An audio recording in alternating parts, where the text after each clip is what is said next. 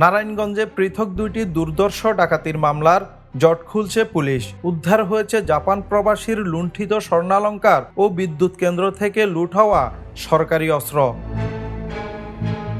দুপুরে জেলা পুলিশ সুপারের কার্যালয়ে এক সংবাদ সম্মেলনে এসব তথ্য জানান পুলিশ সুপার মিজানুর রহমান মুন্সি। তিনি জানান, পৃথক অভিযানে 2 ডাকাত দলের সর্দার সহ মোট 5 জনকে গ্রেপ্তার করা হয়েছে।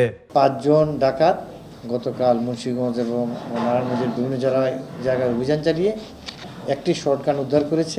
পুলিশ জানায়, গেল 8 জুলাই মেঘনা টোল প্লাজায় ডাকাতির ঘটনায় চট্টগ্রামের জোরারগঞ্জে চিরুনি অভিযান চালায় পুলিশ। সেখান থেকে গ্রেপ্তার করা হয় ডাকাত দলের সর্দার কবির হোসেন সহ 4 জনকে। উদ্ধার করা হয় লুণ্ঠিত হওয়া সব স্বর্ণালংকার।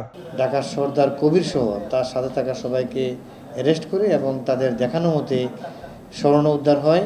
এদিকে গত 2 জুলাই রূপগঞ্জের বন্দরে 110 কেবি বিদ্যুৎ কেন্দ্রে দায়িত্বরত আনসার সদস্যদের মারধর করে 2টি শর্টগান লুট করে নেয় ডাকাতরা। এই ঘটনায় ডিবি পুলিশ অভিযান চালিয়ে গ্রেপ্তার করে ডাকাত দলের সর্দার ফারুক হোসেন ওরফে আইস ফারুককে। পরে তার স্বীকারোক্তি অনুযায়ী উদ্ধার করা হয় লুণ্ঠিত একটি শর্টগান। বিদ্যুৎ কেন্দ্র থেকে আনসার ডিউটি করতেছিল।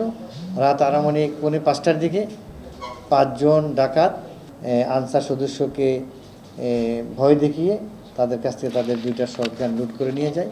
দ্রুততম সময়ে ডাকাতি হওয়া মালামাল ও অস্ত্র উদ্ধারে পুলিশের এই তৎপরতায় স্বস্তি ফিরেছে স্থানীয় বাসিন্দা ও ভুক্তভোগী পরিবারের মাঝে।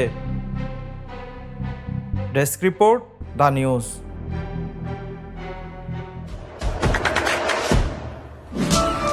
দেশে দেশে সবার সাথে দ্য নিউজ।